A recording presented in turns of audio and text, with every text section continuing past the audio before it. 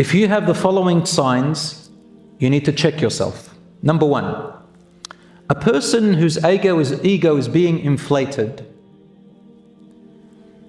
is that you find yourself to be a poor listener. You are slow to hear, quick to speak, and quick to anger. As soon as somebody disagrees with your opinion, you become immoral. Quick to speak, quick to fire, quick to be sarcastic. We see it all the time, especially on social media, because people can say whatever they want. And just becomes back and forth stupidity and childishness. Ego is a childish thing. It's that child inside of you. Back and forth, wasting hours over nothing. Arguing for nothing, no benefit. A mature person who's above their ego stands honored above arguing and bickering and being sarcastic and saying back and forth, bantering, hours for nothing. A person doesn't waste their time with that. Number two, a sign of an inflated ego is you get defensive when someone gives you feedback. A Muslim honors feedback, so long as it's sincere feedback. Umar ibn al-Khattab radiallahu anhu used to say, رحم الله امرئ أهدى إلي عيوبي. May Allah have mercy on a person who gifts me feedback about my shortcomings, because that's how you improve. Number three, you want others to do things for you, but you hesitate to do things for others. That's an inflated ego, a self-entitled person. These things can also result from your childhood upbringing. Could it be a person that's been denied, put down, denigrated, denied maybe, not being allowed to be a kid and express their feelings and being taught. Maybe some parents, they teach their children egotistic nature. I'll tell you how parents can teach children that. Be careful if you have children. That is when you defend your child and tell them to fight and to oppose whether they're right or wrong. That's one of the worst ways of destroying your children. You need to let them face reality, what's right and what's wrong, and when they're in the wrong, they have to also know the consequences and admit.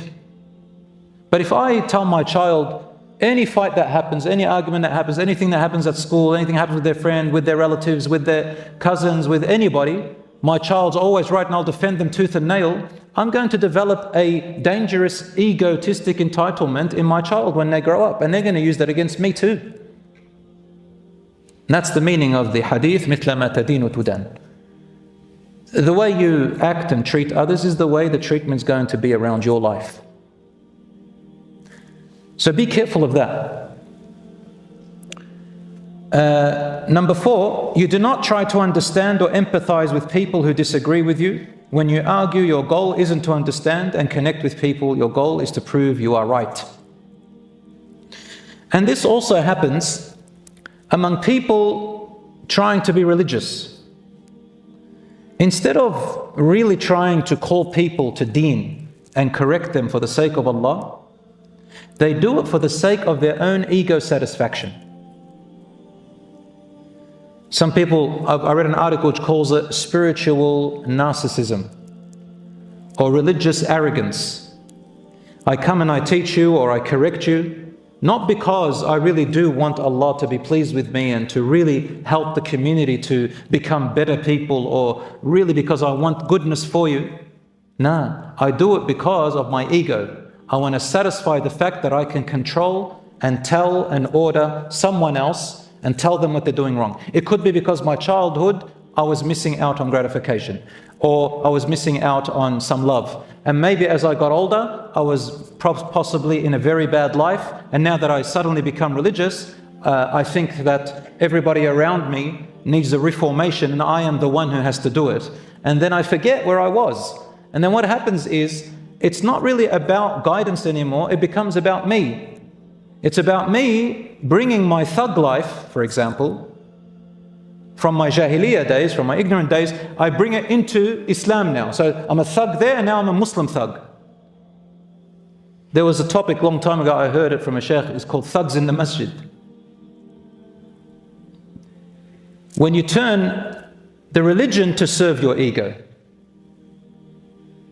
Any verse of the Quran that suits me, I'll use it. It's not really about right or wrong, it's about me. I want to advise someone. It's not really about guiding them, it's because I want to show that I'm the man. Women do it too. It's kind of like a self-satisfaction to serve my ego so I can feel better in a false world. And that's the worst type, when I use religion for my ego. And this is where it leads from there to something called riya. Riya is when I do religious acts just for eye service, for reputation, for people to praise me. Ego, unhealthy ego, is all about validation, pleasing others, meaning you want others to say good things about you. It's all about praise. So this is the problem. Healthy ego is about pleasing Allah, not about yourself.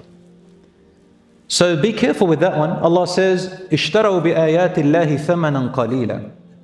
The people of the past before Muhammad sallallahu alaihi wasallam, Allah tells us about them, children of Israel and others, they started to use the verses of Allah to buy satisfactions in their life for their wants and desires. So they sold the verses of Allah. What does it mean they sold the verses of Allah? It means they used them, they altered them, they interpreted them, they manipulated them in order to have a personal gain out of the verses of Allah. And it's very easy to manipulate people when you give them prophecies.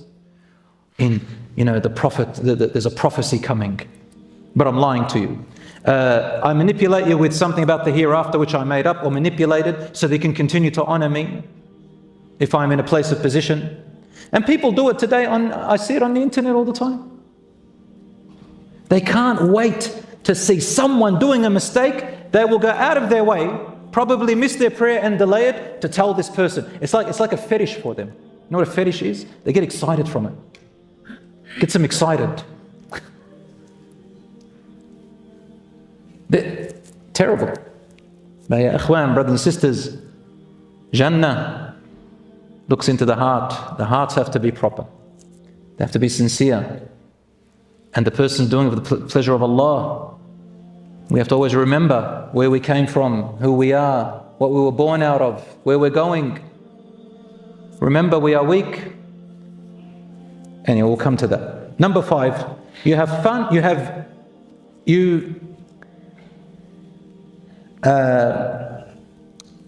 if you think it, you got to say it. And if you say it, you're going to stick to it. Right or wrong. I said it, I'll stick by it. Why? If it's wrong, it's wrong. No, I'm going to stick by it. That's inflated ego. Number 6, you mistakenly think that having an opinion is the same as having credibility. And if I have an opinion, I don't think about it, it could be anything, I'm probably not qualified to even talk about it. I will debate the big scholars if I have to. I'll debate professors and doctors about, medical conditions, because I read a few articles on Google, or on Wikipedia, and I think that now I can argue with the big people. The fact that I have an opinion doesn't mean you have credibility. Credibility is when you can back it up with proper knowledge and sources and evidence. And to know that you could be wrong. Number 8, you would rather hear things you agree with rather than hearing things that challenge you. People like that with an ego can't stand hearing things that challenge their ideas, their own ideas. Now, of course, we have Islam, alhamdulillah, and Islam is the truth. But we don't need to get upset if somebody opposed it. Alas, lakum dinukum waliya din. To you is your religion, to me is mine. You give a bit of da'wah, but no need to go head over heels, like you have to convince that person right there and then, no matter under any circumstance. Sometimes people disagree with you on opinion that you brought from your head, an interpretation.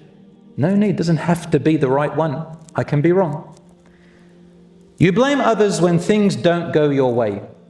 That's another sign of an inflated ego. Number 11, your first instinct is to criticize, your last instinct is to encourage. And number 12, you see life through a narrow lens and everything fits in it. You are blind to things outside of your lens, and worse, you are blind to your blind spots. And I think that I know it, even though I don't know it, and I don't even know that I don't know, but I think I know. We see this all the time. I think I know. In fact, I don't know. And I don't know that I don't know, but I think I do know. That's called in Arabic jahlun murakkab. That's a deliberate ignorance. My beloved brothers and sisters, these are the 10 signs of ego. If you have them, then leave them as soon as possible. Number 1, if you are a poor listener, you become egoistic as soon as something goes against you or something goes wrong, you start attacking. And number 2, you become defensive when someone gives you advice. You just don't want to listen to anybody. And number 3, you want others to do things for you and you hesitate to do things for others. Number 4, you don't empathize with others. You always want to prove you are right. And number 5, you stick to what you say, even if you are right or wrong. Number 6, you have an opinion and you give this opinion like you have credibility. You just want to show that you know everything. And number 7, you only listen to what you agree with and you don't hear those who challenge you. And number 8, you blame others when anything goes wrong. You don't want to take the responsibility of things when it goes wrong. Number 9, your first instinct is to criticize and your last instinct is to encourage others. And finally, number 10, you see life through a narrow lens and you think like you are the one who knows everything and everybody else are the ones who are thinking wrongly. When you have any of these signs, it means you have ego and you have to work on yourself.